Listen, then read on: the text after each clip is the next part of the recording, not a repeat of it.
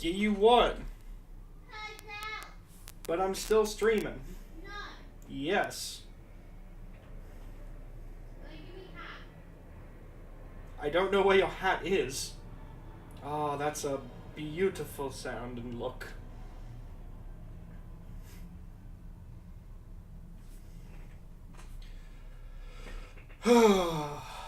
Crash 3. Here we go. I'm ready. Y'all ready? I'm ready. This one's gonna take longer because I'm actually gonna probably try and go for Entertainment Europe presents the relics because I hate a myself. Universal Interactive Studios production. A game created and developed by Naughty Dog.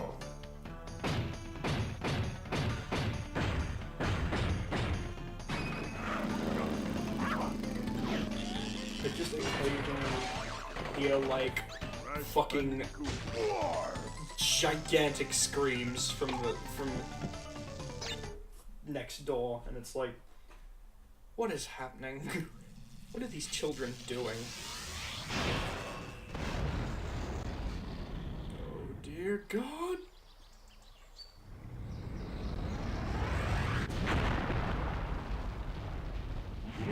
You gotta love the lead in, like it was literally straight from the second game into the third.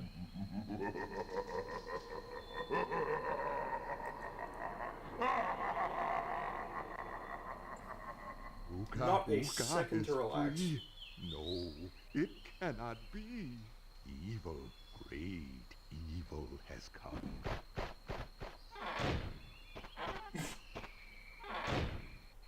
Oh, excuse me. None have dared to fail to break Ooga Ooga even once. But you, Cortex, you have failed me twice.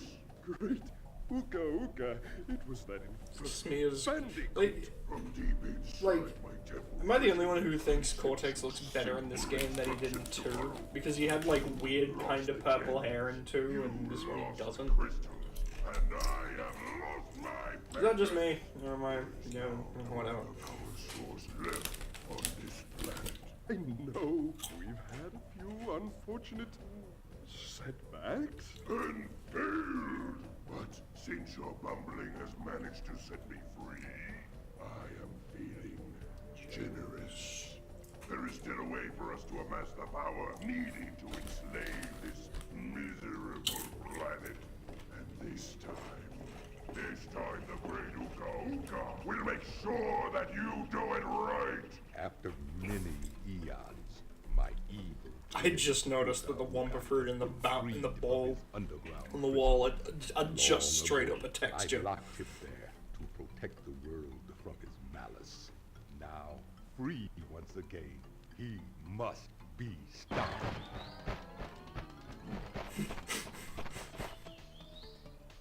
Children, Ooga Ooga and Cortex Two plan things. to use this One, time to it's hard to look intimidating when you're just establish floating in a scattered straight across line. time. 2, why I have didn't brought Polar you come here with to them? He was recover the clearly crystal on his of way the out world. with them, but then he just To open stopped. the time portal, simply stand on a button and then jump into the portal. 3, how the fuck did they get to the time twister already?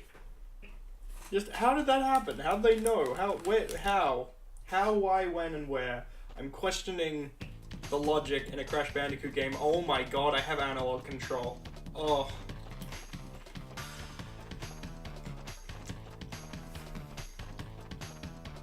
That is beautiful.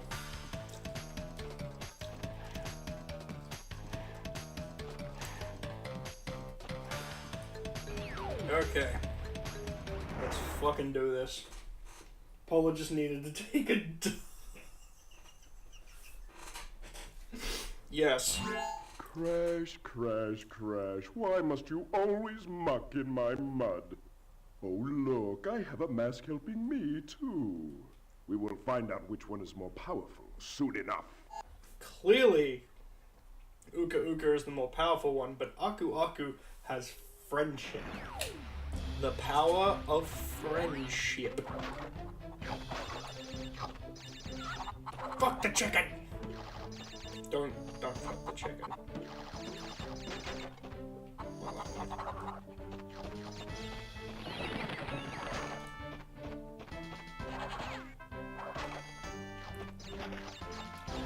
game feels kind of floaty. I don't.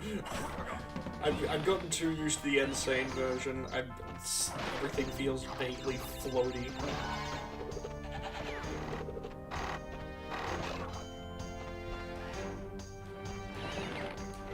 It's gonna be interesting when, like, so the plan for the marathon is every major game, and then we're gonna end, I guess, with the Insane Trilogy, and if it's out by the time we finish Crash Team Racing Nitro Field, which is going to be interesting because, like, we start with the first 3 games, we end with the first 3 games.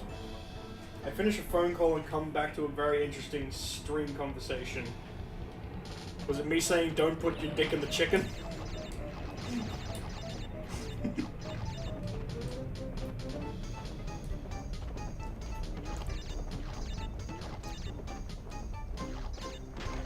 Or was it the fact that we weren't having a fucking conversation?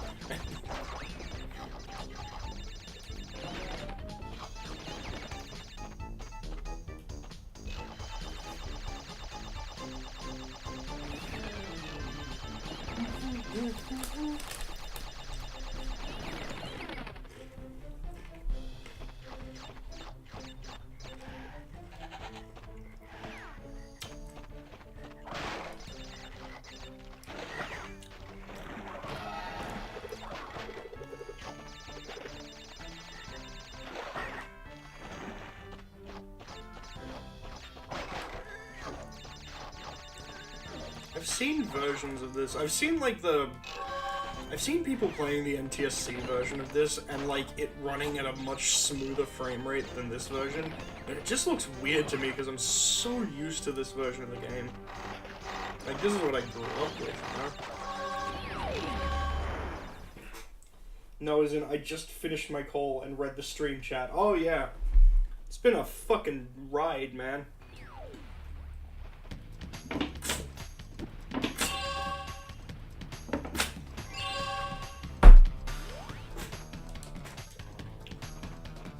The question becomes, should I just play through each one and get the relic as I go?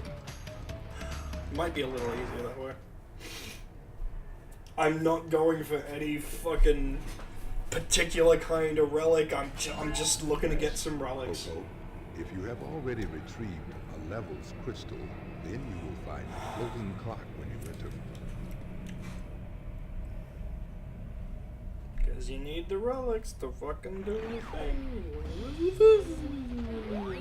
But then again, it is easier to get the relics after you've beaten the final boss and got the final power-up, so maybe I should actually just fucking, you know what? We're gonna do that! Fuck.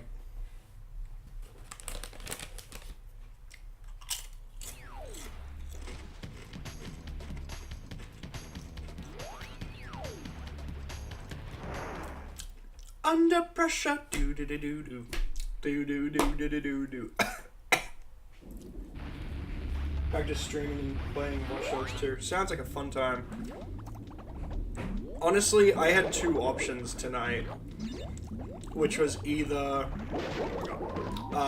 play Dragon Quest XI and watch Torchwood for the 4th time, because I really like that show. Or stream. And I chose stream because I wanted to hang out with people, and also the neighbors were being loud and I felt salty.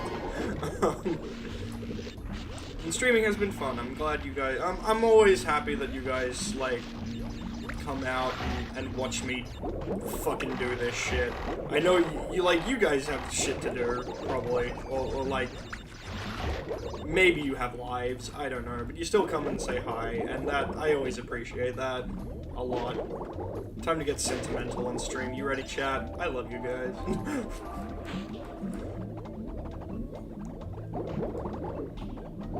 But in all honesty, like, after this, after I finish up streaming, I'm probably going to play Dragon Quest XI and watch Torchwood. That's gonna be my evening afterwards.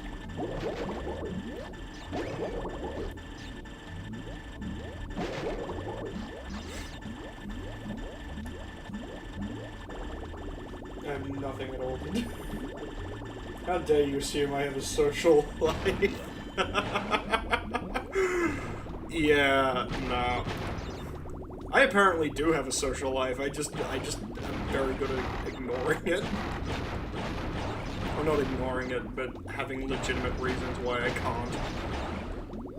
As displayed by the fact I got invited to see a movie tonight, for fuck's sake.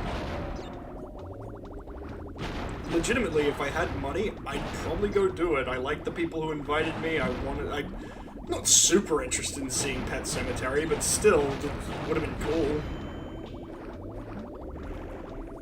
Seeing horror movies with groups of people is super fun.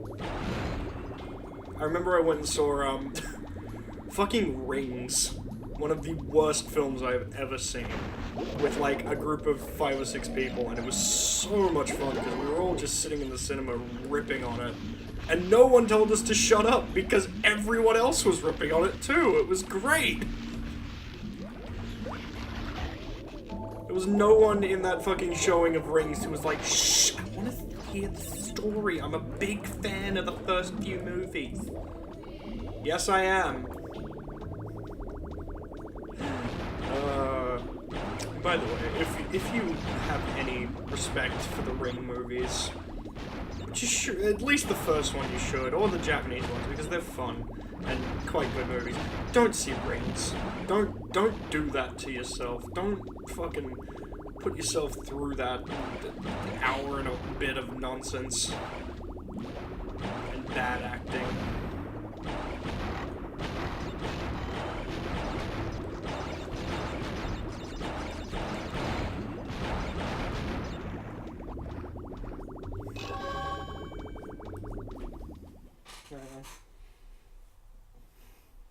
I'm back and going into the sentimental time. Coming out.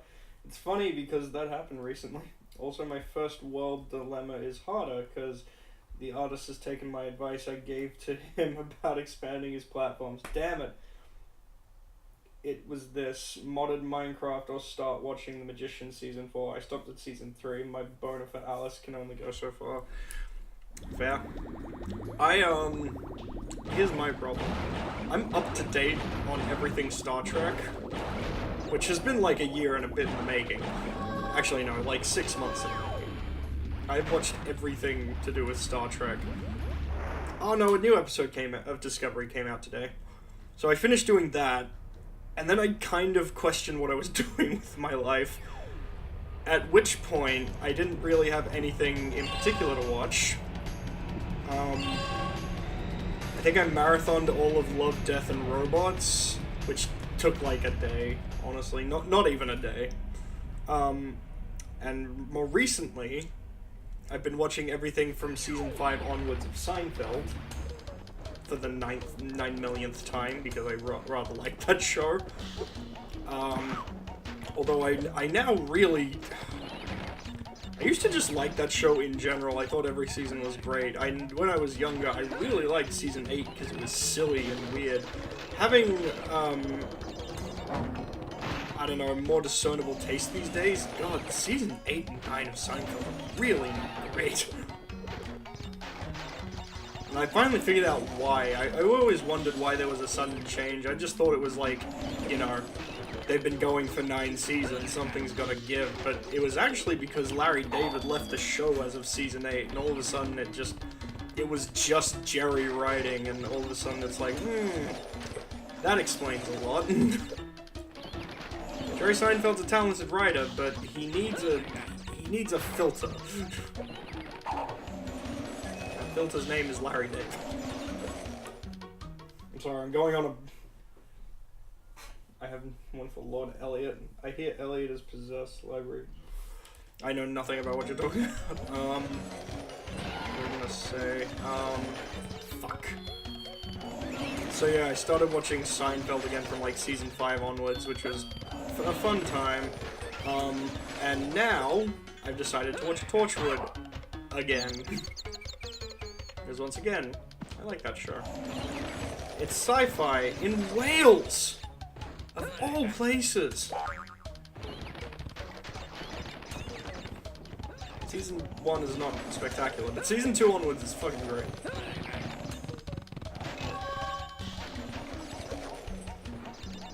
I love that someone at like the BBC studios was like, yeah, let's make Doctor Who more edgy. How do we do that? Well, we've got a character who's like just the most pansexual thing in existence. Or, I can't even. It's not even. I just consider Captain Jack Harkness like he is just sexual. That is his thing. He is just sex incarnate. How did I miss 2 boxes? Something about a boner for Alice. I'm actually... Yes! Hi! Hi! Hello? You okay? Where is it? Well, you better find it. He is omnisexual. Thank you. That's the word I was looking for. Torchwood's great, dude. The first season has a couple growing pains, which, you know, pretty much any sci-fi series has these days. Season 2 onwards is fucking fantastic. Particularly I really like season 3. For season 3 they decided to do it like a mini series as opposed to like normal show kind of deal. It was like a shorter amount of episodes and one ongoing plot, and it was really, really good. Season 4 is okay. It's like possibly watchable. It's definitely not their best stuff, but it's good, and it ends on a pretty solid cliffhanger, which has yet to be resolved. And it makes me die inside, knowing we'll probably never get Torchwood back. Unless the new... Oh god, wow. Oh, fuck it! Unless the new writer for Doctor Who is like, yeah, no, I want to bring Torchwood back. The face of Bo is extremely sexy. Yes, he is. One day we'll get a fucking follow-up to that one-off line. That one throwaway fuck you line. No, we won't. I haven't.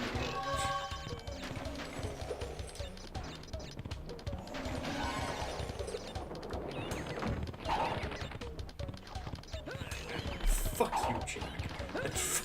And fuck you, Russell T. Bless you. Fuck you, Jack Harkness, and fuck you, Russell T. Davies, for teasing us with that fucking excellent twist. Mind you, I was scared as a child because I thought, yay, this show is related to Doctor Who. Next thing, fairies are killing people by shoving rose petals down their throat. I'm actually up to that episode. They were going to do a part with Jack and the Headless Monks, but didn't end up doing it.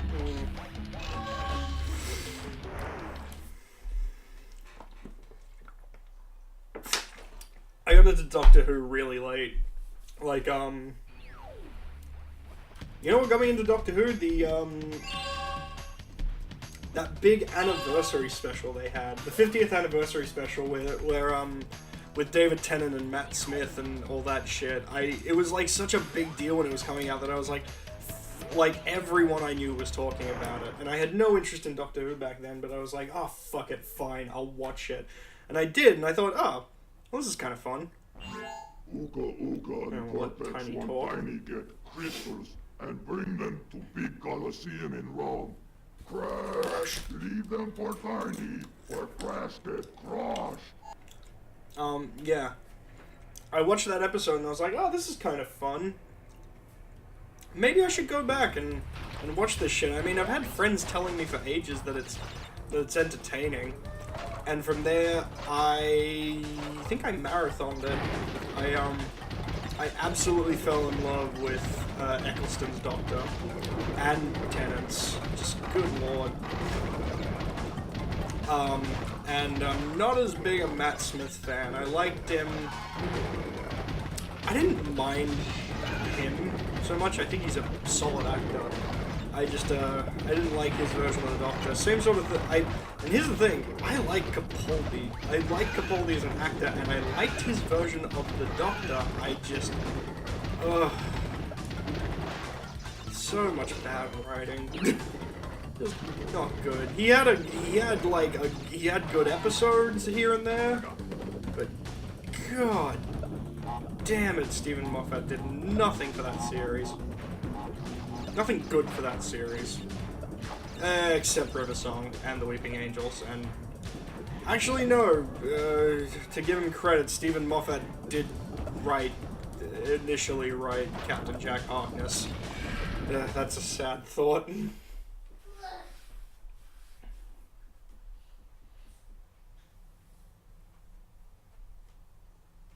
Hang on. I saw a fan comic of Jack meeting 13 doing his standard "Hello, Captain Jack Harkness," and "Who are Jack? It's me, the Doctor." Not a fan of the newest series. I don't really know much about it. And yet you were most excited for it. I think it is because they make excuses for the Doctor to make her seem normal, where others just let him be weird. Weeping Angels, where... Yeah, Moffat made the Weeping Angels, which is why he reused them so fucking flagrantly in his run of the show. I am not up to date with current Doctor Who. I watched the first few... I watched a decent amount of the first season, and the new season. What it was, when I say decent amount, I mean like... I think the last one I watched was the one with Chris Noth's character. I think that was the last one I watched. I wasn't minding it. I thought it was fun for the most part, but I just, you know... I don't want to say I wasn't sold. I'm just like, new Doctor, first season with them, there's going to be growing pains. It's always how it happens. Hi. You really want me to pay attention to you, don't you? No. No? No.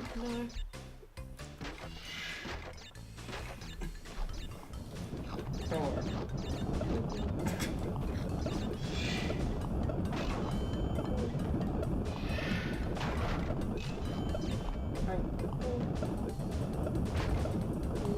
Okay. I'm a distraction. Not a distraction. I want candy. Have candy. We have don't we have those things? Jesus fucked us and terrified for years. Like I always wear around ninja stashes. I knew they weren't real, but still. Blink is by far one of my favorite episodes. Yeah. Once again, it's one of the few good things Moffat did for the series.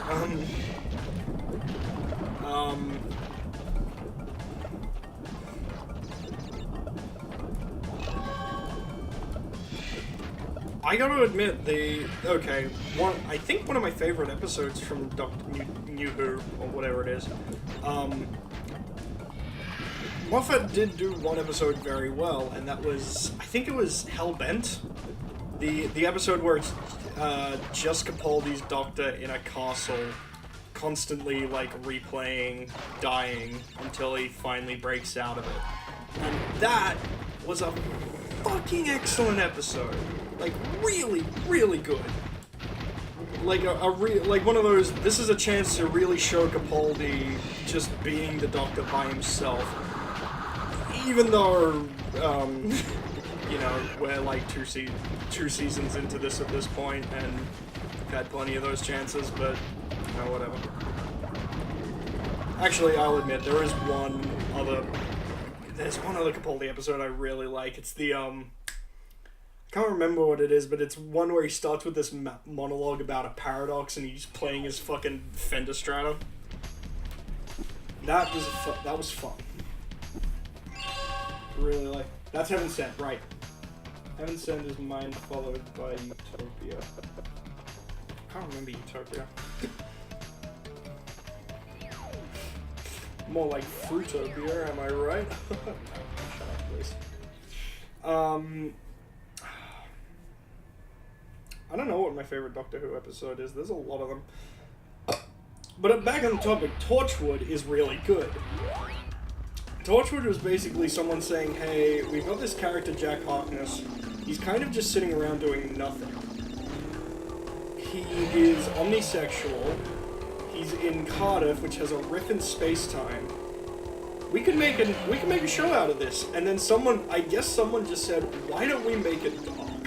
Why don't we make it a lot darker than Doctor Who had, like, I think they basically went for the trifecta, right? Because they had Doctor Who, which was, I want to say, that's family TV. Like, you can be an adult and watch it, you can be a kid and watch it. And there are scary parts, but you can, like, have a family watching Doctor Who. Then, at the time, they also had the Sarah Jane Chronicles, which was a kid's show. Like, straight up, that was meant to be a kid's show. And then they had Torchwood, which was the adult show. Or, like, the more adult show, right? Yeah, that's teenager more kind of coming into the 20s, figuring out how to Yeah. feed itself, pay bills. That's Torchwood. And it's a very... All of them work. All of them are good shows. The Russell T Davies years with those 3 shows were fucking phenomenal.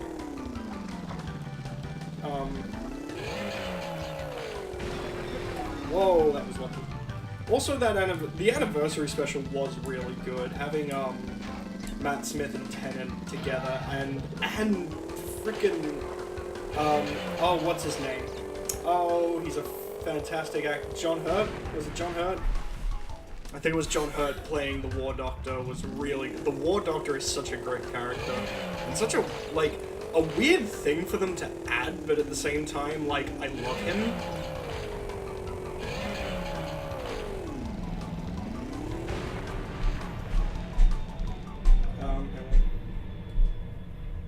Before the Flood? Yeah, that might have been it.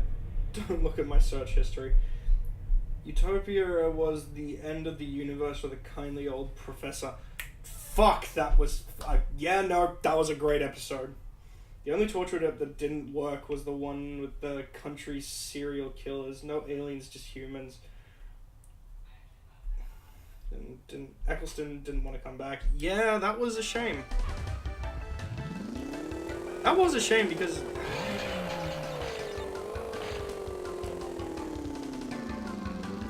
They did sort of they kind of used his likeness right at the end where the War Doctor, like, regenerates and you can, like, for a millisecond see Eccleston's likeness. Plus they had a fucking joke about, like... They had a joke about his ears, and then in the first episode of New Who, there's a joke about the ears. I really loved Nine. He was so snarky and damaged. My kind of guy. And Welsh. I genuinely love the idea of the... Yeah! The idea of the War Doctor is really cool, like this, you know, a doctor specifically regenerated to fight war. But when you actually meet, like, by the time you meet him in the episodes, he is so defeated, like, painfully ready to end everything, and then, like, by hanging out with Tennant and 11, he remembers what it means to be the Doctor, and that's really, really cool.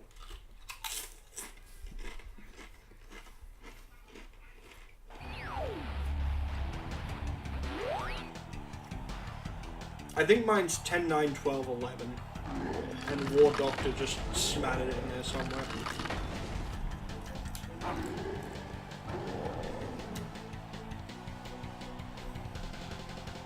I've yet to make a formal judgment on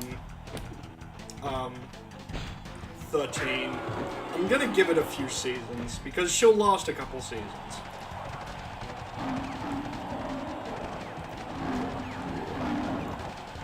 Look, if Capaldi, who was not a popular choice at the time, can last 3 fucking seasons, Jodie Whittaker, who is was an incredibly popular choice, can probably last, I don't know, 3 or 4,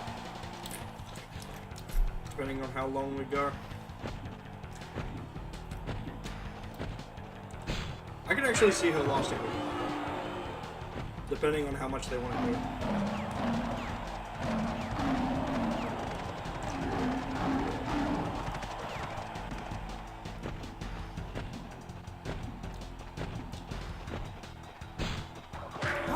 Matt Smith around for? Was he only... Yeah, no, he was only 3 seasons as well. Doctors only average about 3 seasons, I think. Well, Eccleston did 1, Tennant did 2, 3, and 4.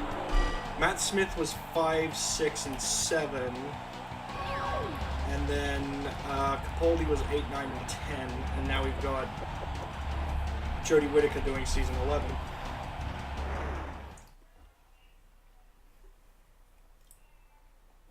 If Jodie gets a good head writer, then it would be great. 5, 6, and 7, the 50th, and the Chris. Yeah, that's what I By thought. defeating Tiny, you have Well, Chris unlocked the Chibnall gate is not to a the next bad- time travel area. Go back to the center of this time twister and save your progress. if Here's you the thing, wish. Chris Chibnall, the guy From who's there, show you running at see the moment, The gate to the second time travel area is now. he's worked on the series for years. He was actually like basically the second head showrunner for Torchwood because Russell T Davies had commitments with the other shows. So whenever he couldn't, Chris Chibnall would step in and be the showrunner for Torchwood, which is why I kind of assumed he'd be really good. But then again, it's been a while.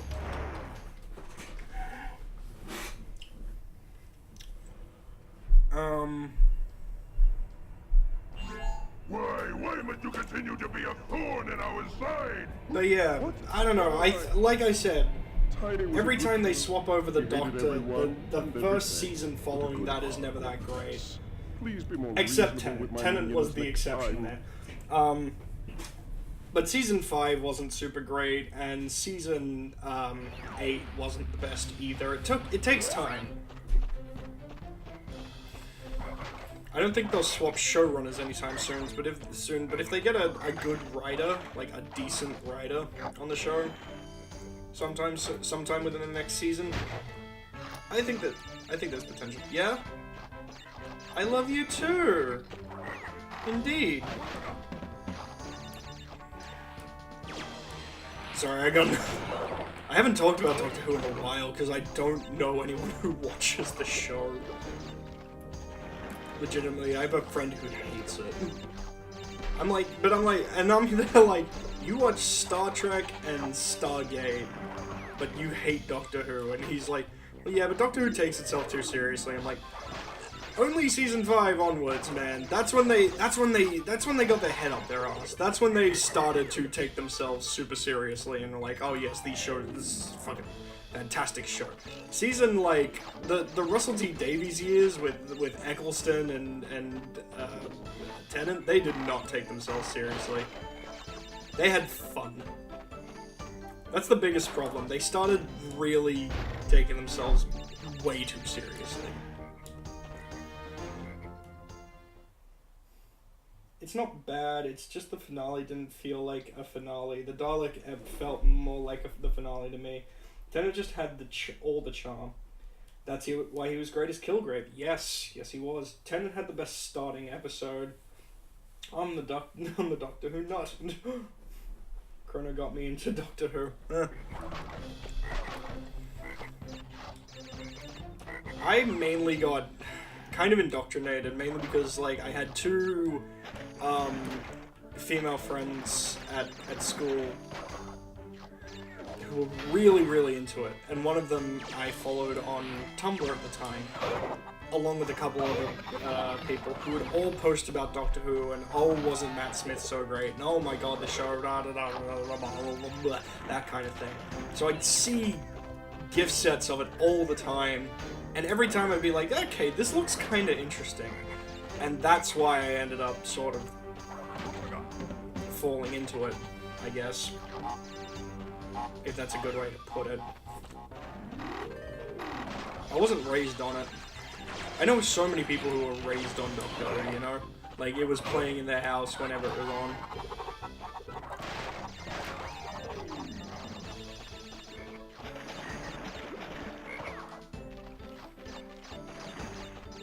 Yep, time to do my favorite thing. Oh, there he goes!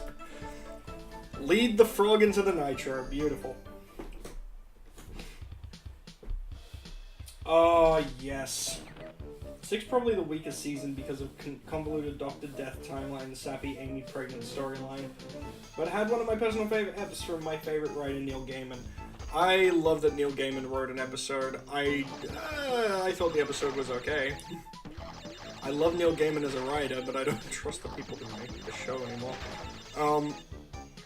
I love Neil Gaiman so much. I'm so excited for Good Omens. The fact that they got Neil Gaiman to showrun Good Omens, just, part of me is like, yes, that's an amazing idea, but another part of me is like, he's never showrun anything before, this could go horribly wrong. He's a writer.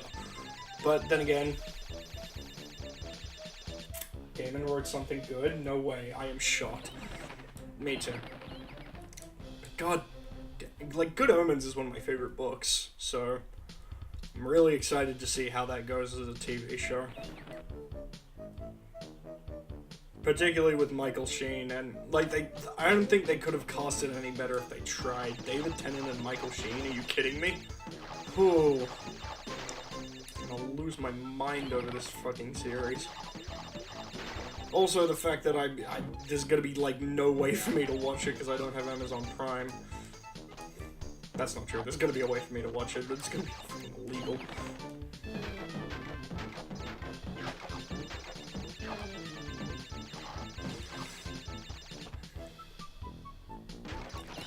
Holy hell.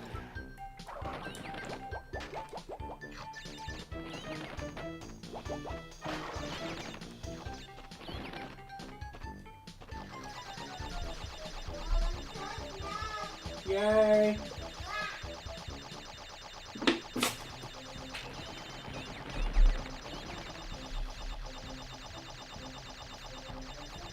Gaiman has actually said that himself. The episode I had creative control everyone adored, and the one I didn't, everyone hated. Which is the one he had? Was it the Doctor's? Okay, remind me. Which episodes did Neil Gaiman do for Doctor Who? I know he did the not the Doctor's wife, the one where the TARDIS comes to life and like, well, not comes to life, but has like a. That was the shocked face. Which ones did he personally do? I can't remember.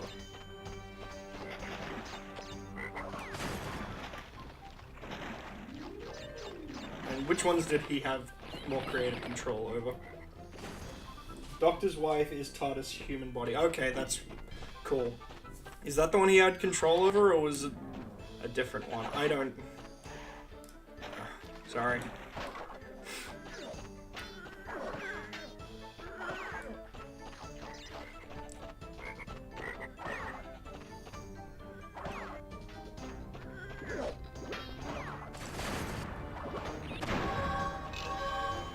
Nightmare in Silver Cybermen Doctor episode.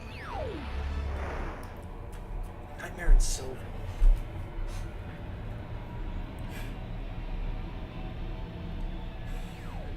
I've been flat out as well, you mean like that. Okay.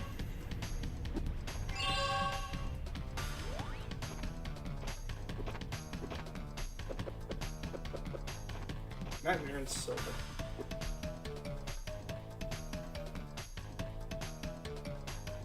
Written and directed by Neil Gaiman, right? God, which one is this? Alien Time Traveler. Clara's charges.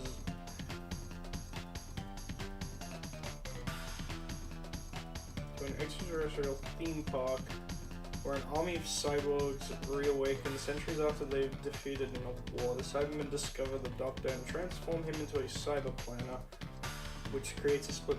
Oh, that episode! I remember that. That was a really good episode. Well, okay. Here's the thing. All I remember from that episode was the bit where he, like, starts, like, quoting his older selves, like, fantastic, Alonzi. I remember that. I desperately remember that. I don't want to start watching Matt Smith's Doctor Who episodes again, okay? I don't want to do it.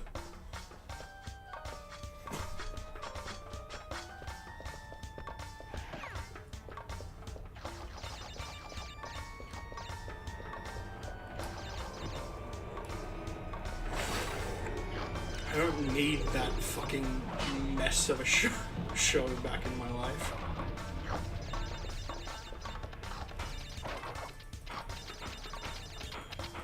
I'll admit, I'm tempted to rewatch seasons 1 through 4 again, because those are fun.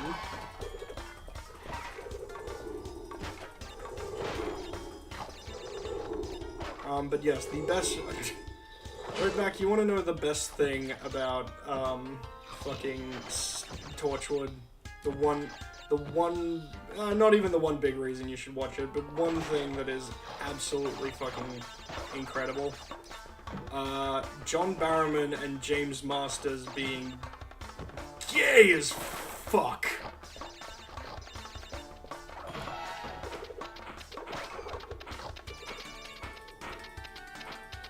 Like, bar fight turned make-out sex scene between John Barrowman and between Captain Jack Harkness and the guy who played Spike in Buffy. That's reason enough. Yeah, sure, I'm down. See, I love the Doctor has split personalities. I do too, I think that's fun. Won't be able to stay, just wanted to say I have my desktop back. It's great to have a fun stream. Oh, that's awesome. Thanks for dropping by, Blaze. That's cool. It's good that you got your desktop back. I love the Doctor has split personalities. I also think that's pretty cool. Yeah, sure, I'm down. Season 5, the second part of 7 were fine to me. They were controlled and contained. Yes, I sort of agree. I just got so tired of it. Not tired, I got worn out with that show with Matt Smith's seasons by the end. I don't know, they were too serious. I remember liking parts of season 5. I can't remember which parts though. There were some really good parts of that show and then some really great parts. And yes, 6 was a mess.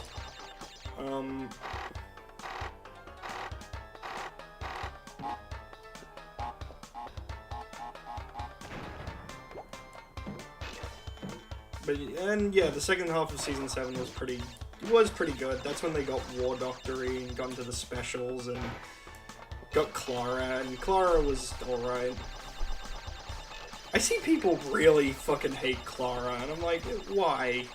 She got good eventually. She is kind of a fucking Mary Sue, but she did get good. She got a bit darker and weird by the end of Capaldi's run, and that was entertaining.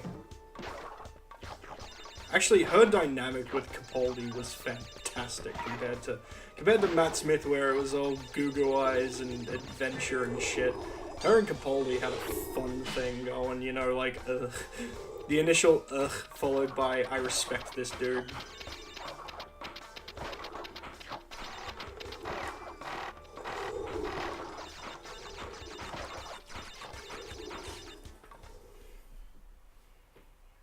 The fat alien that absorbs people? You mean Stephen Moffat?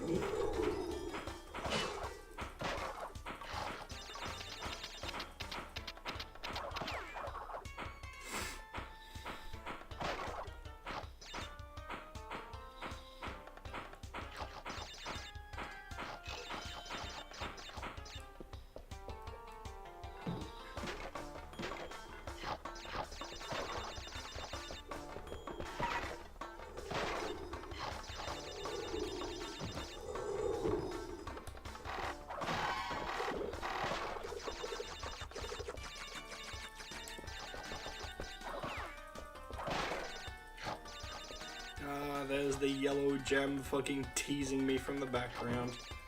Piece of shit I is.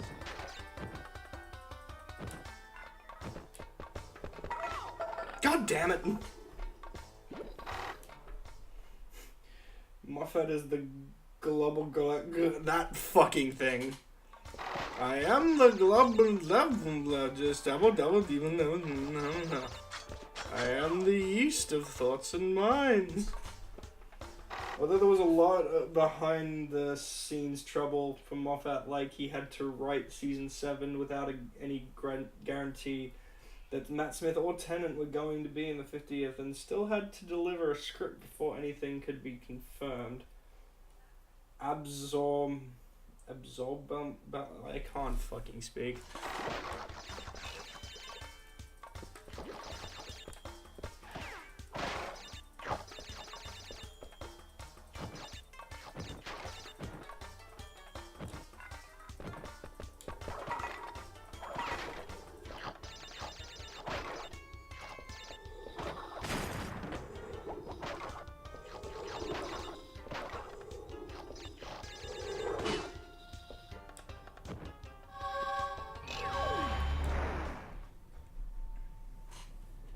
God, why can I remember that?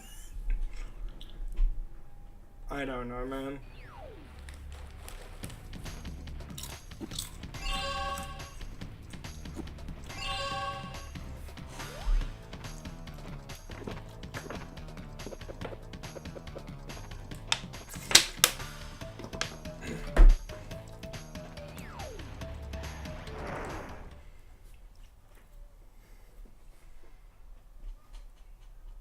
You know what my one biggest complaint? Not about Doctor Who. I actually want to make a complaint about Star Trek Discovery, because that's what I've been watching of late.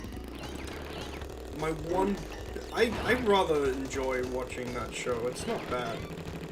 After watching all of the rest of Star Trek, my biggest complaint, overall, is that it just does not give a fuck about the canon.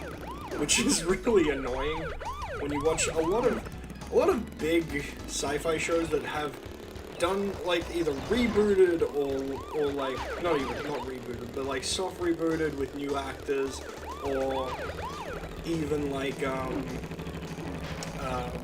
made a brand new show where they're like, oh, we can do different things, and they don't, and they stick to the rules. You know, that's cool. Stick to the rules of what's been set to, forward for them with the universe. Meanwhile, fucking Star Trek Discovery comes in, gives zero shits about canon, and just says, yeah, nah, fuck it, we're doing our own thing. That annoys the shit out of me.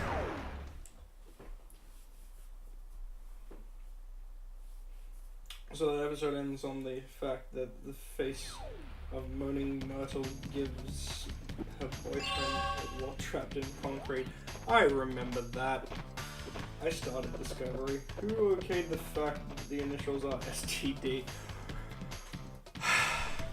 An idiot. Yeah, here's the thing about Discovery.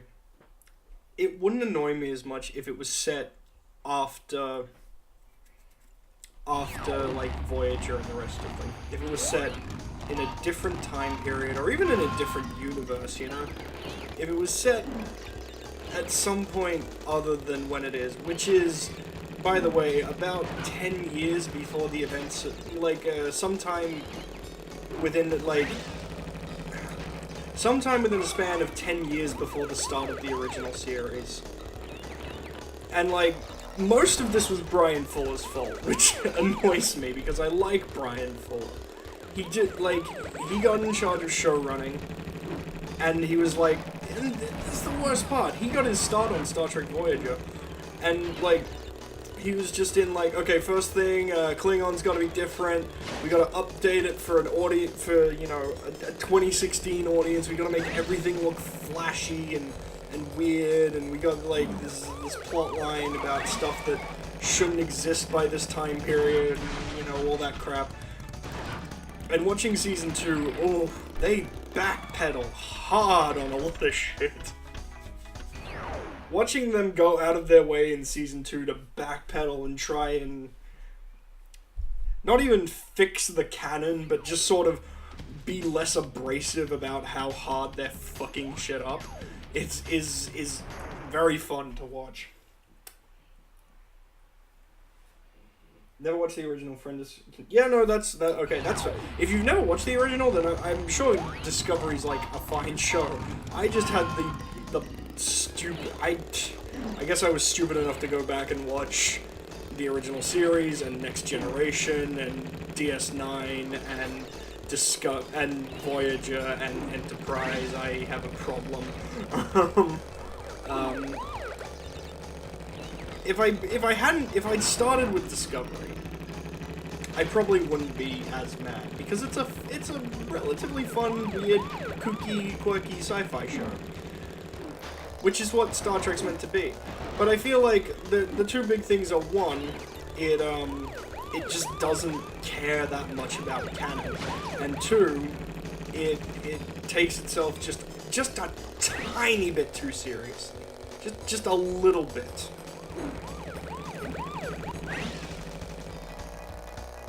It's a little bit too drama for me.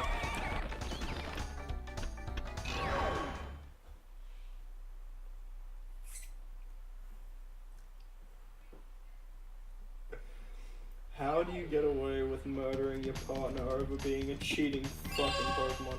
I saw the original series ages ago. I stopped because I was watching other shit at the time. Once again, totally fair. Use the flute on his haunter? Yes. I don't know. Also, hello Alex, nice to see you.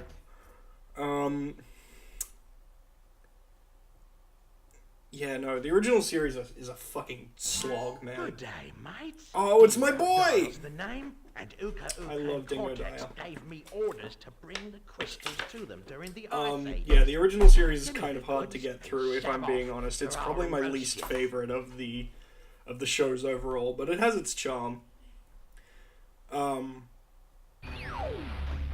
movies are fun. At least the first one's not great. The second and third and fourth ones are really good. The second, third, and fourth of the original movie runs were very good. And then 5 is just god-awful, and 6 is bearable.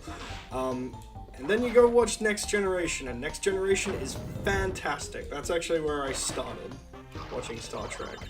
And if anyone has ever thought about it, go watch Next Generation. It's on Netflix. Following that, DS9 is really good, Voyage is really good, and Enterprise picks up about halfway through Season 2. And then Season 3's quite solid, honestly. I thought Season 3 was pretty good. And then Season 4 is... Actually, also, I rather liked Season 4. It's just kind of, like, Season 4 is a product of, well, we found out about halfway through that we're cancelled, so let's just get everything out that we wanted to. Oh, sorry.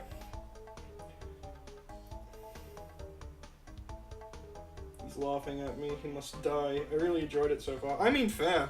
It's very campy in the 60s. I enjoyed bits and pieces of it.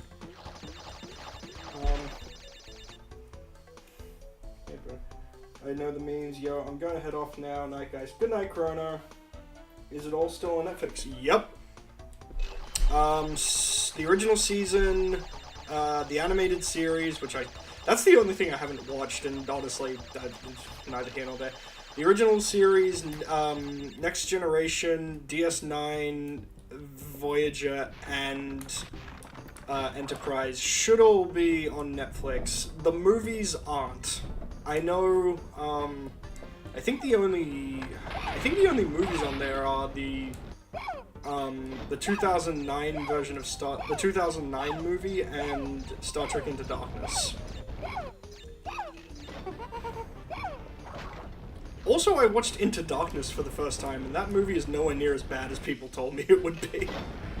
I actually rather liked Into Darkness. I thought it was a silly action film, but most of the Star Trek movies are, so it was fun.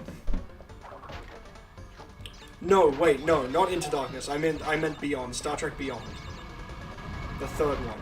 I've seen Into Darkness before, and the first time I saw Into Darkness, I rather liked it. The second time watching it through, I didn't as much. I don't know why. It just didn't appeal to me as much. The Star Trek Beyond was a silly action movie, and it was fun. The pilot episode was so fucking good. The Cage? I mean the one with, Christopher Pike where they're on the planet and he's like seeing shit telepathically? Because yes, I want to say sure. That's a solid episode that gets reused to make an even better episode.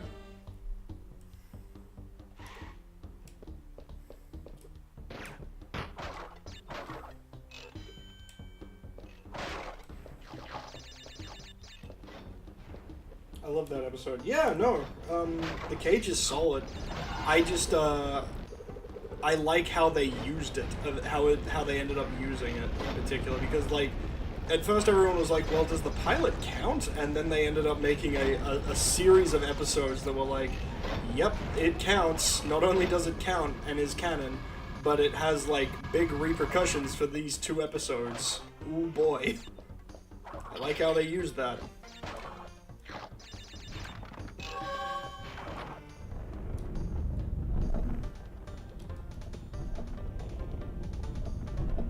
Also, the fact that Christopher Pike is a main character in Discovery at the moment is, like, kind of fantastic. Oh, right, I can't beat this level. Anson Mount does a really... I didn't realize Anson Mount was a good actor until... because he was in Inhumans.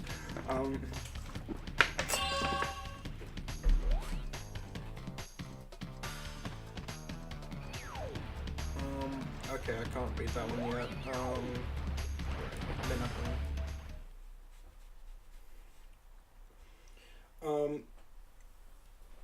The original series of Star Trek has some very good episodes. I'm not gonna deny that. I just don't think... I found it, of all of the series,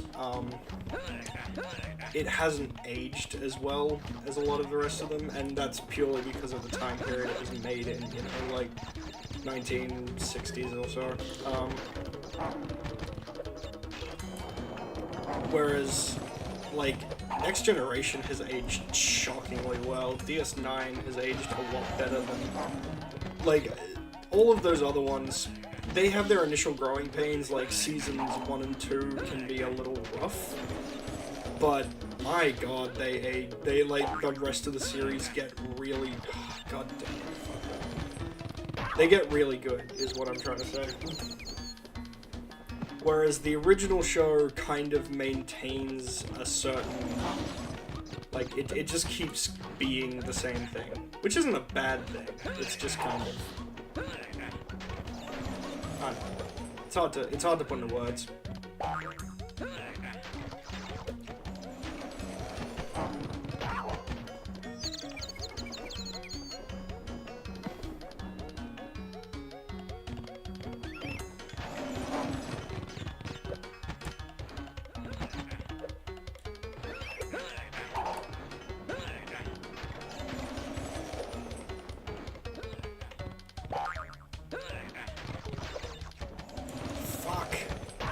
Why can't I get these 2 boxes?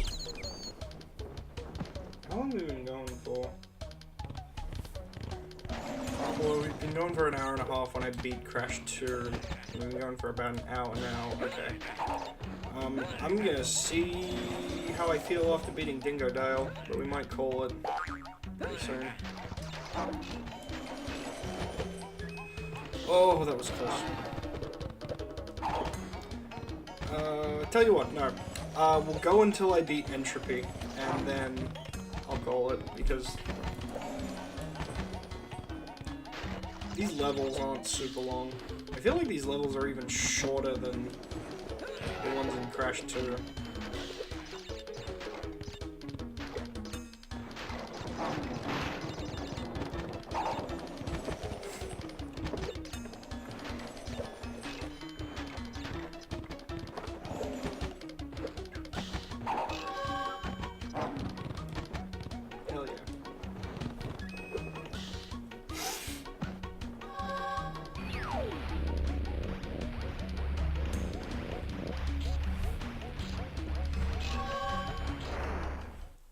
Ah, God.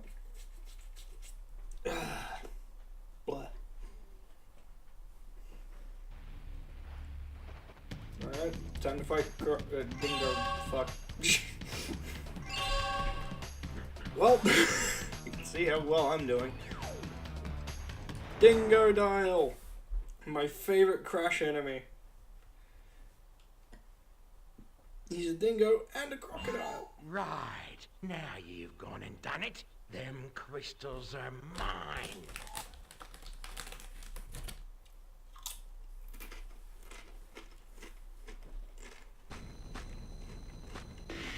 Penta. Break out the butter. We're gonna make toast. This is legit one of my favorite boss fights of all time. I don't know why, it's super simple, but I just really like it. Something about the music and the sound effects all mixed together and just the way you do it. I have so many good memories of this fight.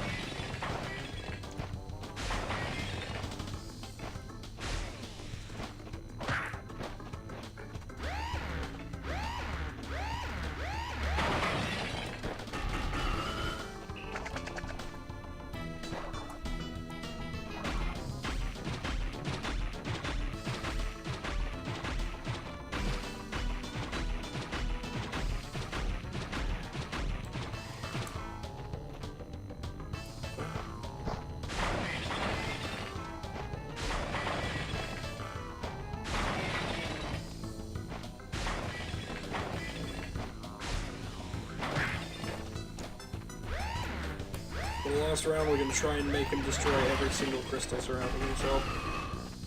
Just for the lulz.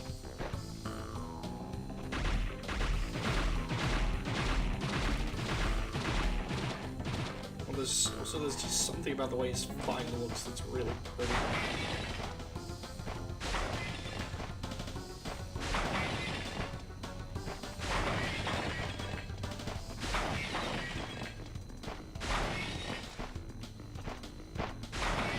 Oh! Nearly singed himself. Ah, fuck it.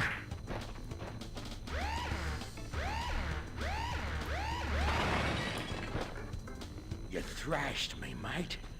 No worries, but you'll soon be up against much worse.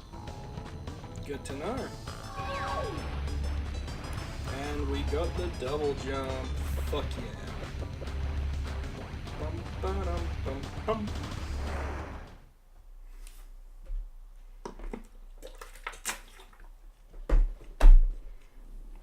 Chat went quiet as soon as I started talking about Star Trek. Shock horror. I do have a mate who in high school, like, he watched all of Star Trek because his dad owned, like, all the DVDs or something. Because his dad was a huge fan. And he was telling me for ages, oh, you should watch it, you should watch it, you should watch it. And now every time I meet up, we talk about it, I'm like, so I got into Star Trek, he was like, you're joking. About fucking time. Well, haven't we gotten far for a pair of fuzzy marsupials? I am Dr. Nefarious Tropy, master of time and Nefarious creator of the Tropy. very time twister machine you see before you. Uka Uka and Dr. Cortex have sent me to end this little charade, And so you Dr. won't be leaving Cortex. my area with the crystals. I swear it.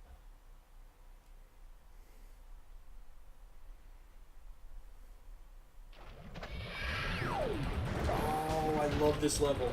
I actually really do love this level because we get Baby T. My boy, Baby T-Rex. The most underappreciated Crash character of all time. Oh, yeah.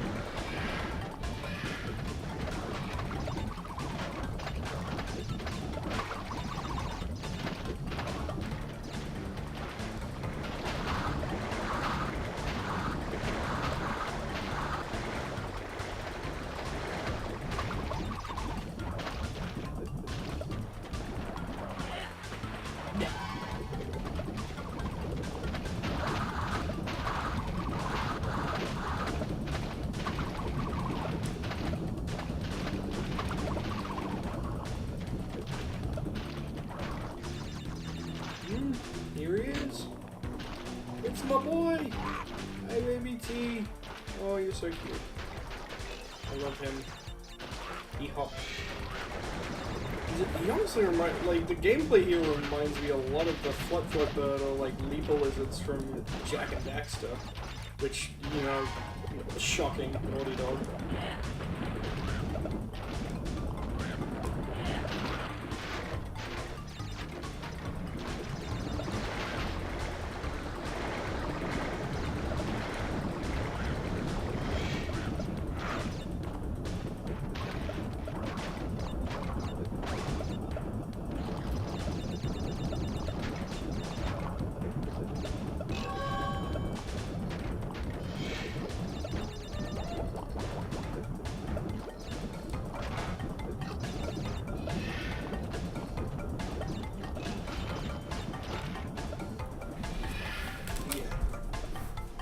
Sorry I'm not talking much, legit just stewing with rage over bullshit Pokemon Battles Hunter, and I am so sorry. Which game are you playing? Which Pokemon battles, which Pokemon are you battling? I would assume Sun and Moon, but, or maybe, you don't have a Switch now. Never mind.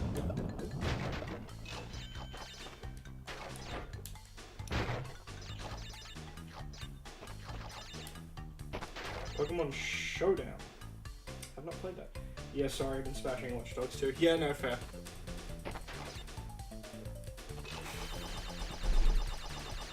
What is Pokemon Showdown? I don't actually know what this is. Don't know.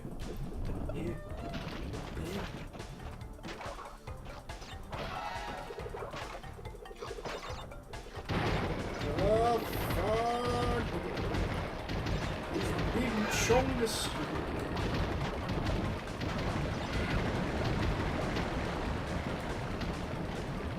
Triassic chongus.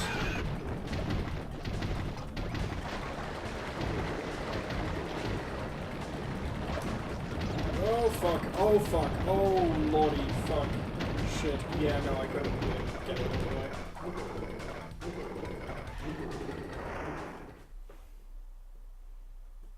It has all the online Pokemon battles that follow tournament rules. Oh, okay. Computer one made for small people to test it. Oh, right, that one. That's actually, like, I've never used it if I'm being honest, so.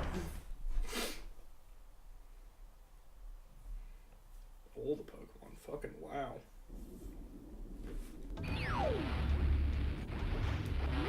You know, this, I was about to say I've never been into competitive Pokemon battles, but that's not true. I'm into competitive battles with very specific people. A couple of my friends, mainly.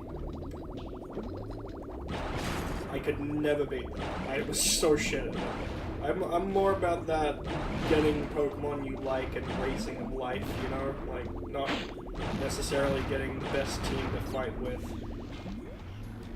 Just like finding a couple that you particularly like and training them up because you want to. I'm never into like EV or IV training or any of that shit. Not my bag, man. Oops.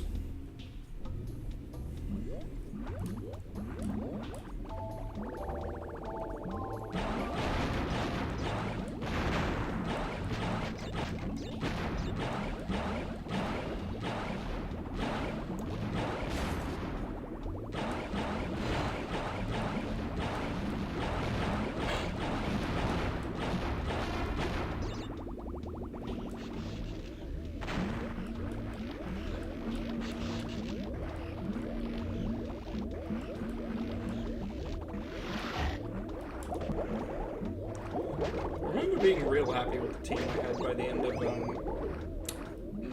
I think yeah, no, the last major game I played was Moon. Oh, I played Let's Go Eevee, but I still haven't actually finished that. I got up to the Elite Four and just haven't bothered to finish it off yet.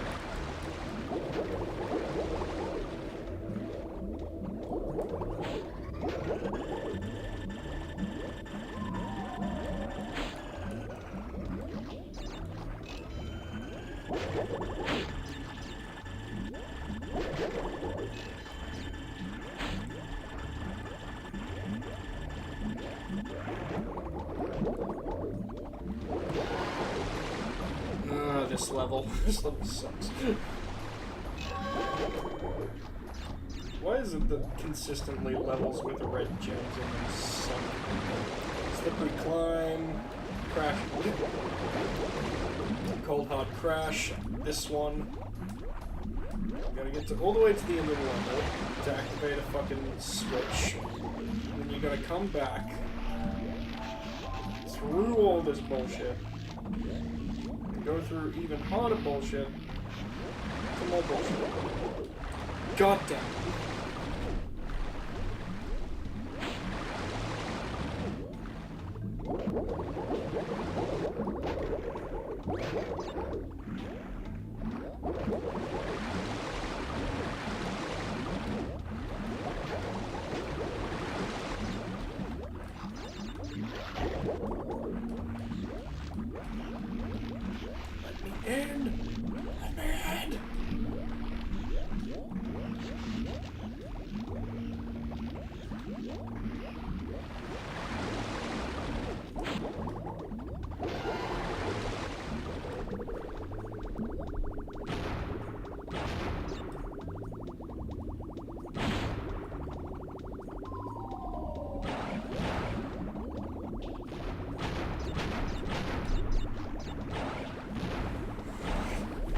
Ah, damn it.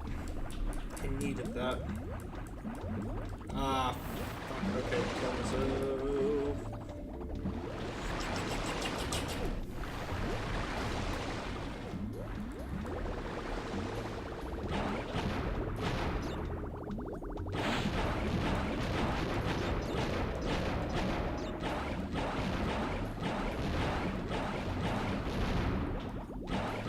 Yeah, I do. Ridiculous. Okay, sweet.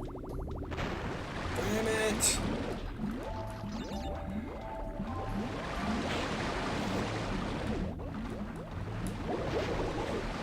Okay. Turn around, go back the way. Fuck! Fuck this level.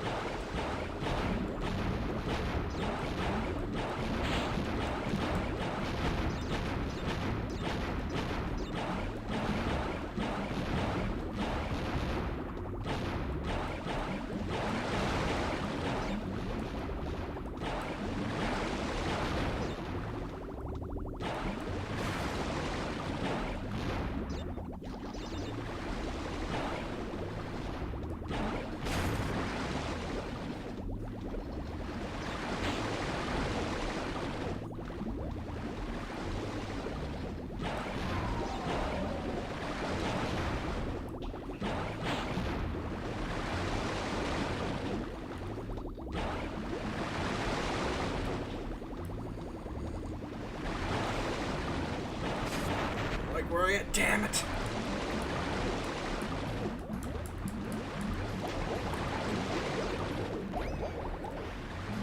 Quick.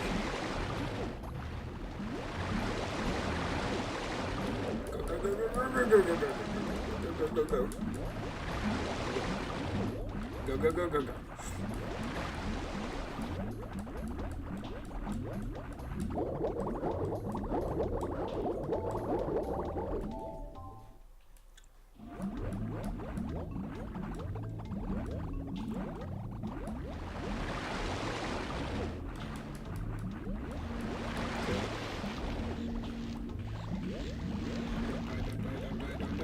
Oh, I did it. Okay. I think.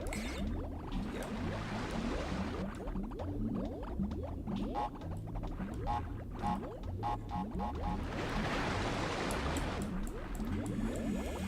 Okay. Checkpoint. Thank you. Good.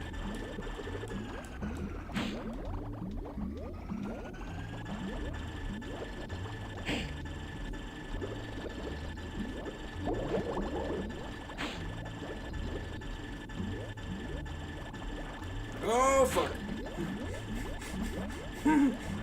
Nearly died.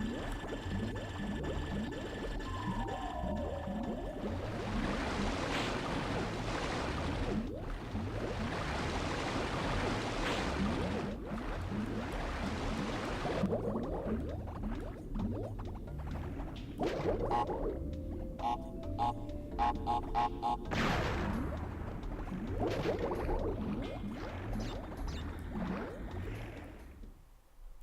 cat. Oh, Redback, did you hear about the lineup of stuff coming to that Disney streaming service? Sounds interesting, to say the least. On top of, like, every Disney movie ever, apparently they're gonna have all 30 seasons of The Simpsons. Plus The Mandalorian, and, what was it? Falcon and Winter Soldier, Marvel Hero Project, Marvel's What If, which is gonna be weird as fuck, and WandaVision, which is the best name you could give to a Scarlet Witch Vision show. Just WandaVision. What was the other one? I feel like there was one more that I was kind of pumped up on, and I can't remember what it was. I didn't hear anything about The Simpsons. All 30? Yeah. Okay, I don't know if it's 30, but all the seasons of The Simpsons are going to be streamable from day one on Disney+. Just to continue to gather crystals and see what I do.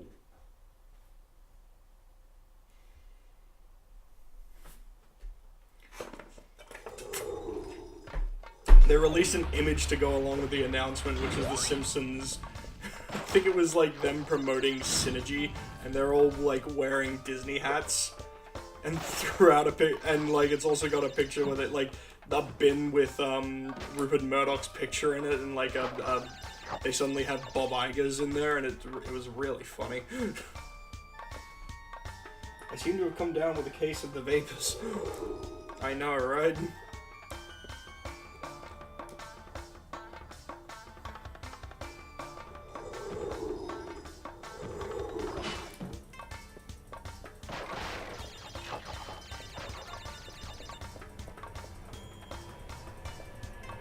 Plus, it's like it looks like a pretty affordable.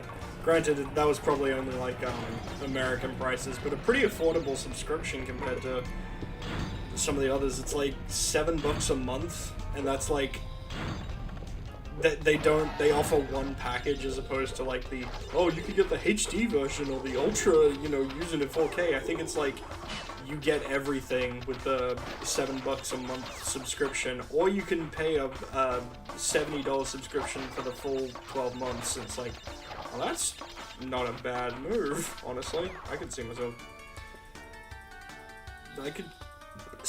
getting down with that.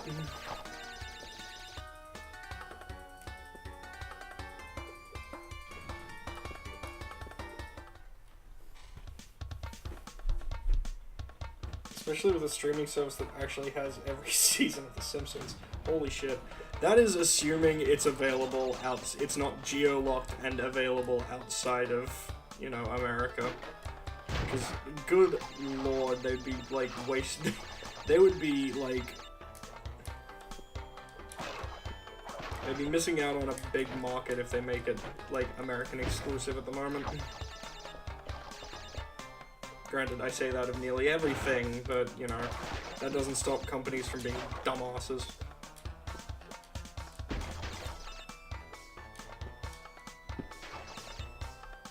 Why would they miss out on such a huge market? I don't know, because they're fucking morons.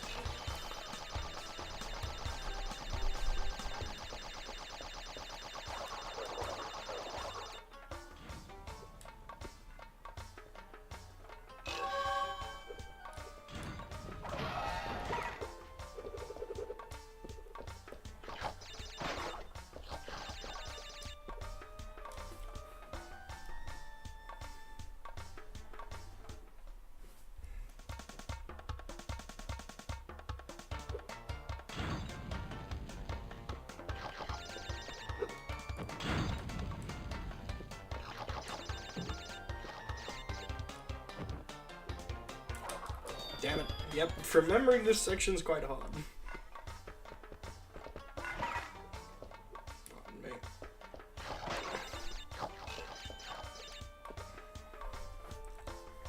Okay, yeah. I'm gonna go until I beat Entropy and then calling it. Which means I just have to get through this level, couple more levels. I think this is like one of the harder ones of them.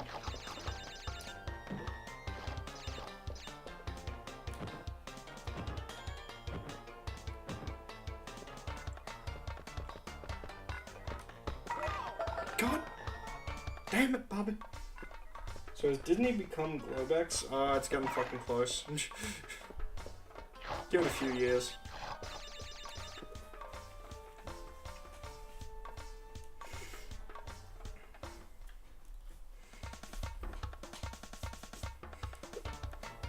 Once they start making everyday products that, you know, make your life easier, like get into the tech market, then we should be worried.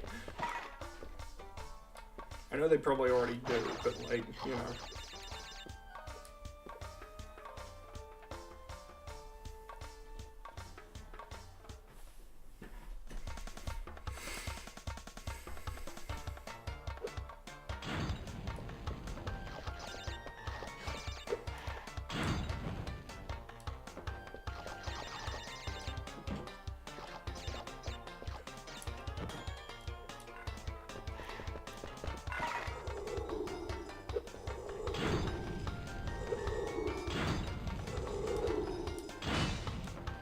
I'm just waiting for Disney to announce their first line of animatronic slaves, because, you know, if anyone's gonna fucking make Reploids, it's gonna be Disney. I mean, they own Blade Runner now, so... God, that's a weird statement. Disney owns not just Blade Runner, Alien, Predator. Disney owns those franchises. They probably have a hammock district on the 3rd floor.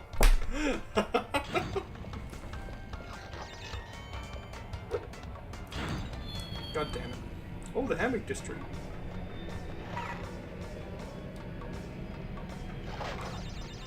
You know what? They're all on 3rd. Oh, the hammock district. Wait back.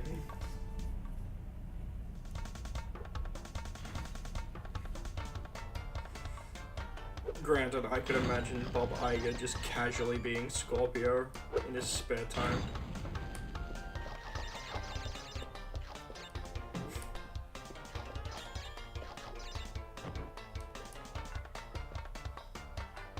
Actually, no, Mickey Mouse. Mickey Mouse. Damn it!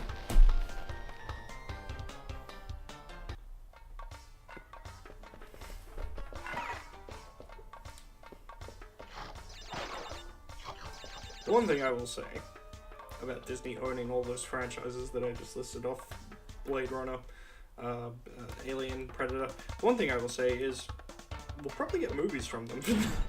I know, fucking, we have been getting Alien and Predator and, hell, even a Blade Runner movie in, like, the last few years. But they're not particularly consistent. Like, they come out and it's debatable whether they... Oh, I swear I pressed square there. It's debatable whether they're going to be good or not. And, you know... At least with Disney making them, one, they'll be coming out at a more consistent pace, and two, there's a chance they'll be good. They'll definitely have the funding behind them. I don't know if I need a Blade Runner sequel right now, considering how fucking good 2049 was, but...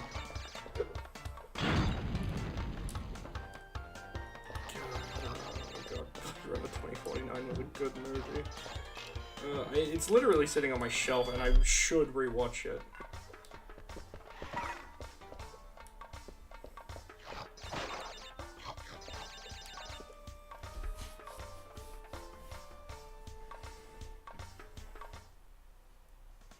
Waiting for someone to jump in my chat, like, it was actually that good.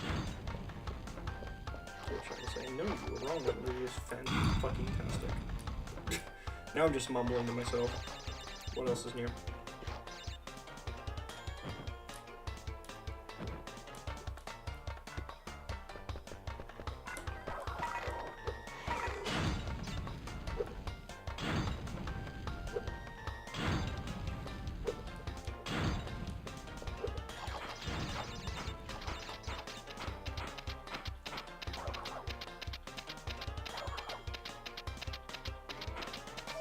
God damn it! Fuck! Shit!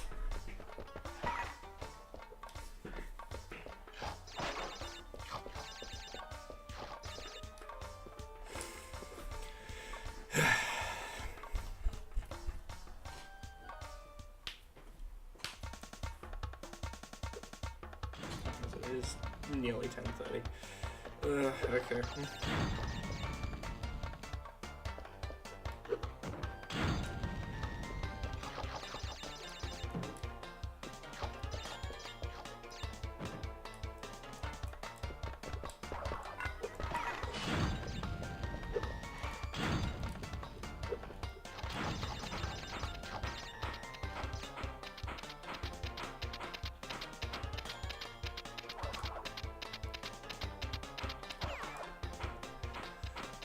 Fuck these scorpions, man.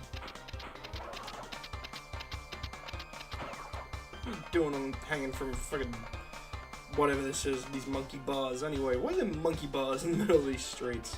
What the fuck is going on?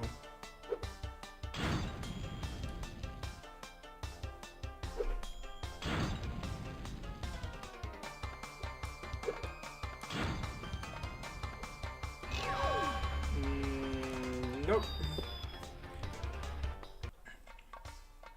What have I got? Excellent.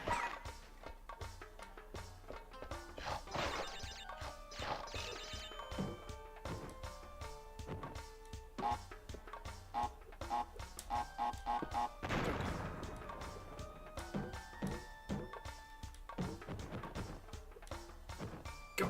Okay, Crash, come on, man.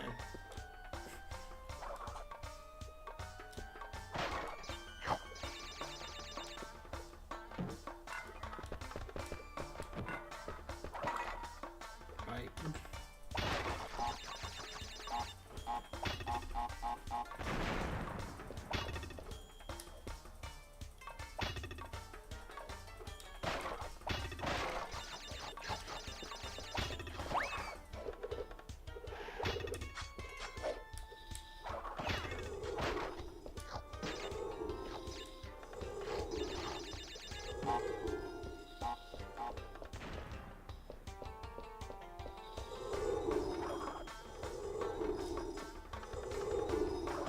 Gotcha.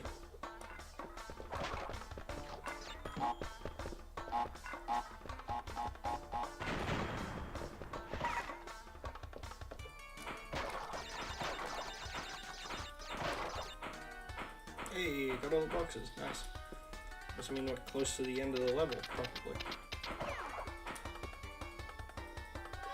Hey.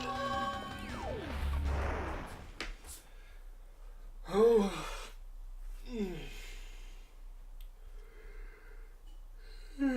Oh, I'm getting tired.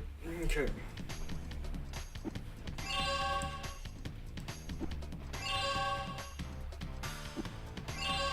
Excellent.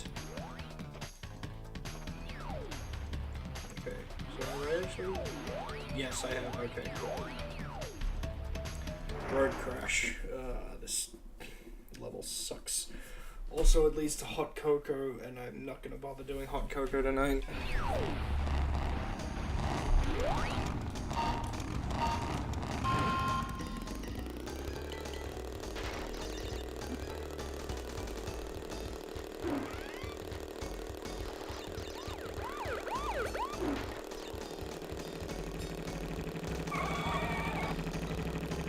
Damn it.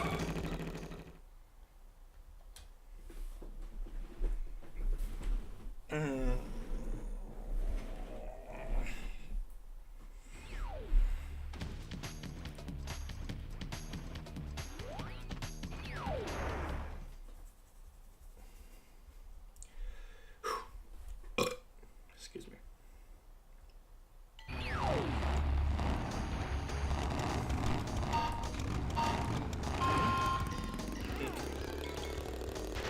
Let's try this again.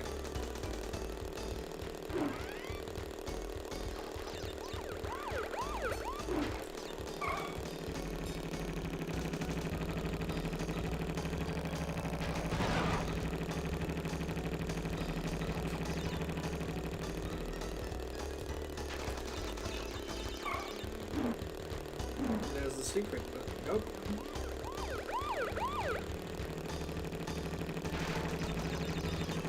Do that later.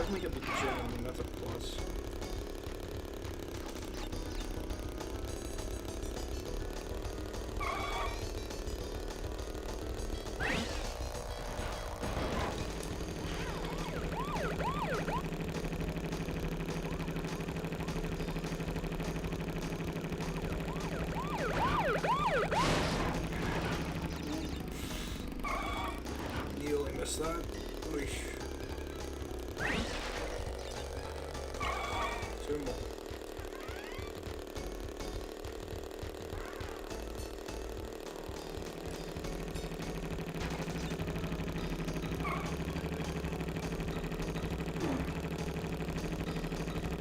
Did I miss one?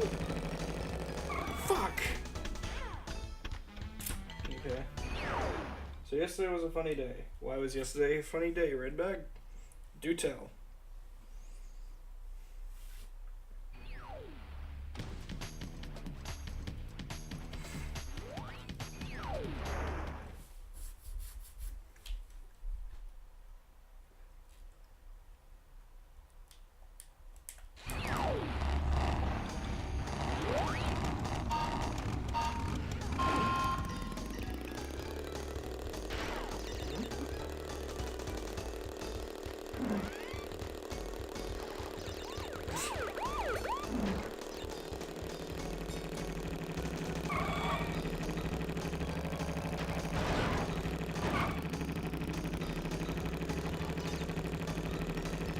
Oh.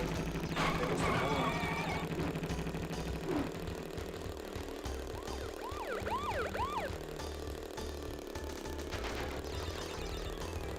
Collingwood win? Cool.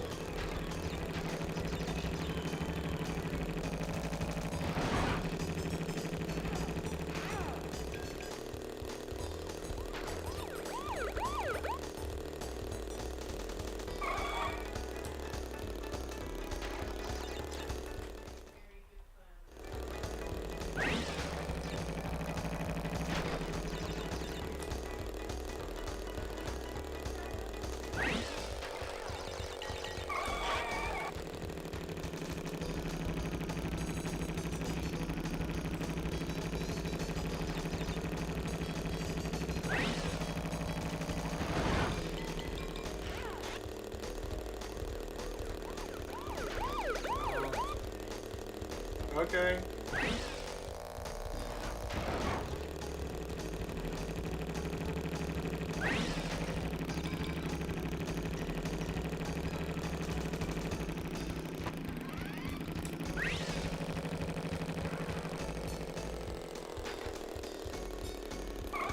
Might just be able to catch this motherfucker. Did get the gem though, so that's okay. I get up and get ready for work, but Mama has my sister, and I get a script for some throat thing she has. Alright. Where are we going with this?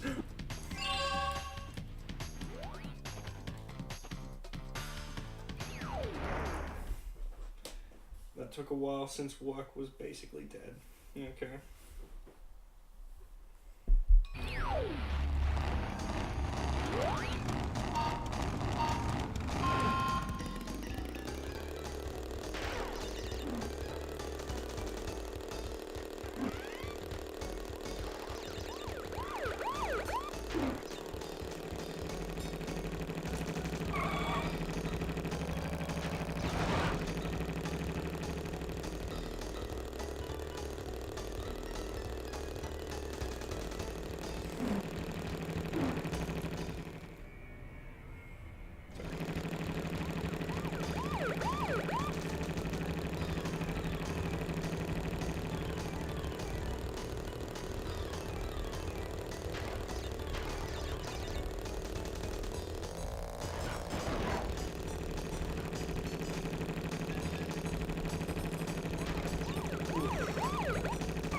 Slowed down at like just the right time, you know?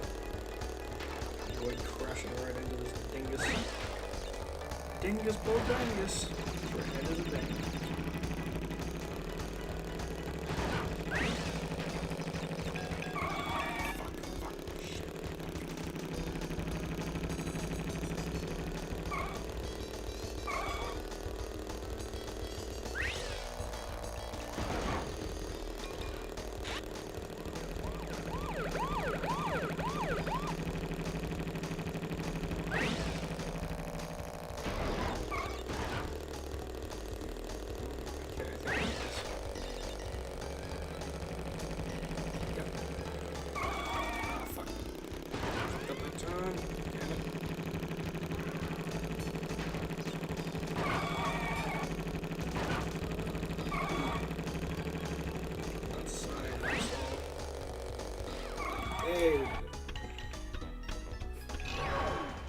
Okay.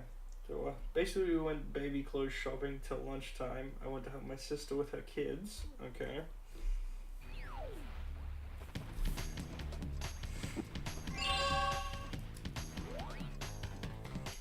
One more level.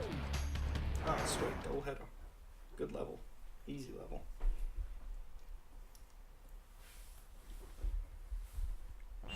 Well, you've crashed a few parties before, but I never expected you to make it this far. If you don't turn back, I will inflict 1,000 years of suffering on you and the entire universe! I will destroy. Oh god, I can't do his voice anymore. Help my sister with the kids. When she went to drop me off at work, Mom just told me to have the day off. Oh wow. Interesting.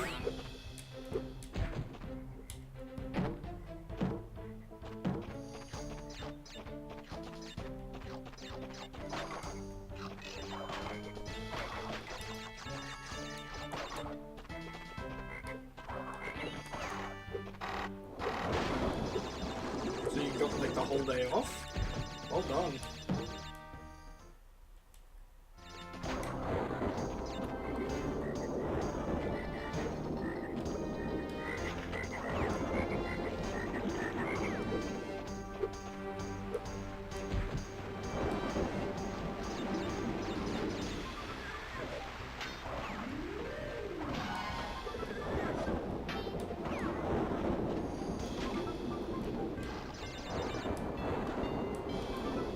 Just land on the TNT crate for fuck's sake. Okay, sweet.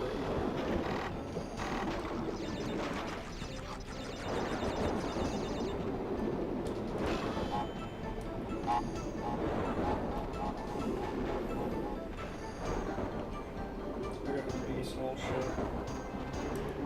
Nice. Sounds like a lot of decent things happening in the space of one day. That's impressive.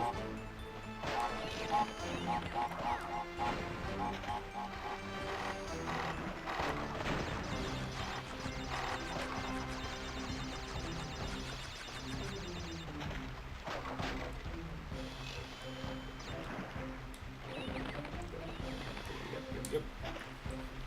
Cotton On had a clearance sale. That was the one thing I bought. Well done. I love days like that where you just like, you get lucky with a bunch of stuff. It's nice. Like me on Wednesday with going around to game traders and shit.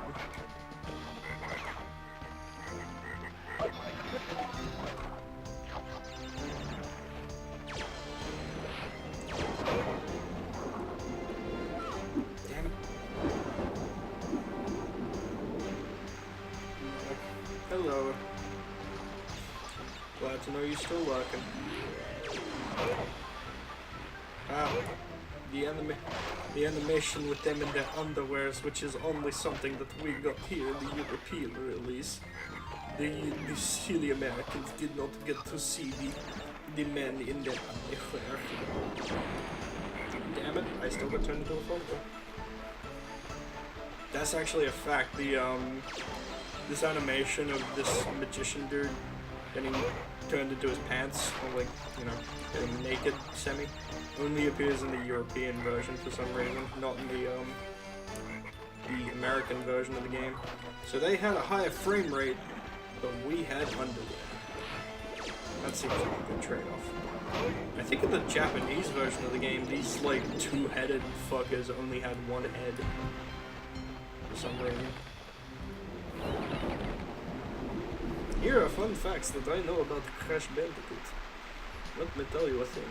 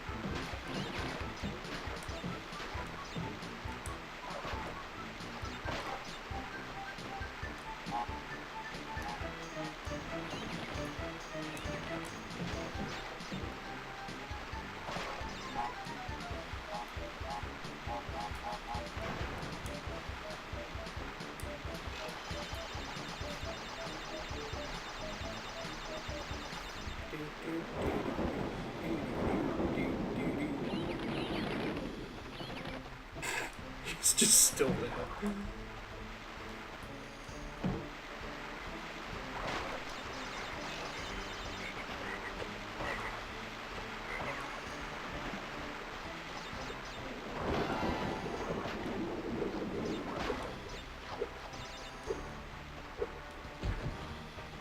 I love how you take them out. Just land on the head. They're like, fuck!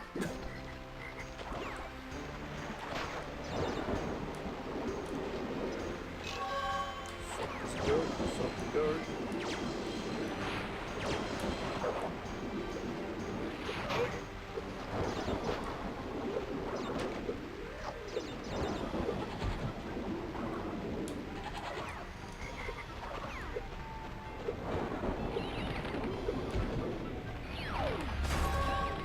Boom.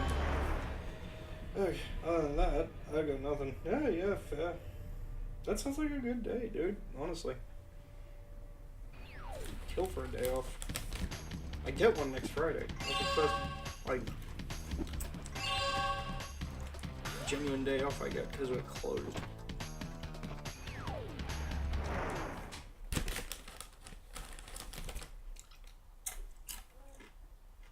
Hmm? What? You little vermin are way too stupid to understand what you're getting yourselves into. This time you've done it. What's up? Where's my fucking medicine there? Oh, for fuck's sake. I'll be alright for like a night. Now you're on my time, you little skunk. Give me the crystals.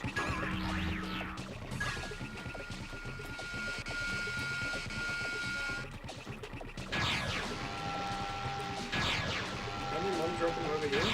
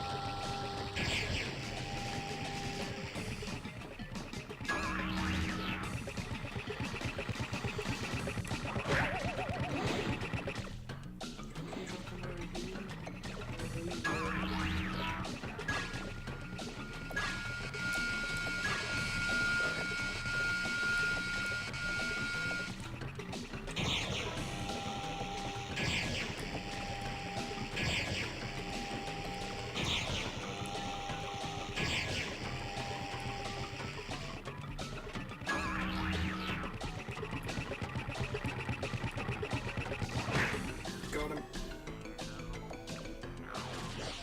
What? I'm not saying anything. I said got him because I beat a boss. Yeah. Hunter feels bad, but I feel bad, and I feel bad because Hunter feels bad, and the cycle goes on. Ah, I know that cycle. It's fun. Why do you feel bad? No. You insolent, insignificant morons! No. By defeating entropy, you have placed us all in grave risk! Christ, Uko, you must I used to be able to do a realize really this good machine Uka is Uka very impression. delicate. Now I cannot do it Dr. anymore. Entropy's constant care and control. Uka Uka. What it will do. Okay. I am fucking beat. We did it. We beat, I think we've completed about halfway of this game, if I'm not mistaken. Granted, there's a lot more to this game than Crash 2. Oh wow, yeah, I haven't actually created a save file yet. Should probably do that.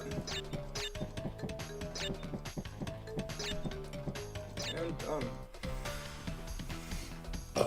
Alrighty.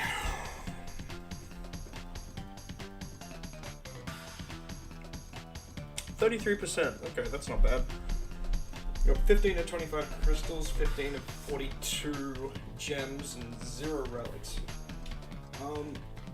Okay, I'm gonna call it here because I'm tired and need to just chill out for the night. Even though this was chilling, you know.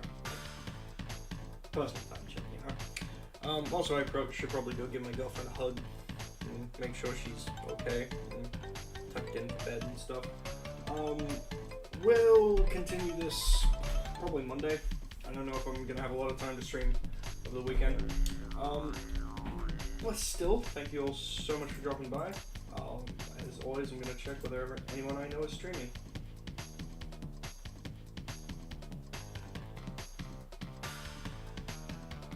What do you know, shock horror? No one I know is fucking streaming, as usual. Okay. Guys, thank you all so much for dropping by and hanging out.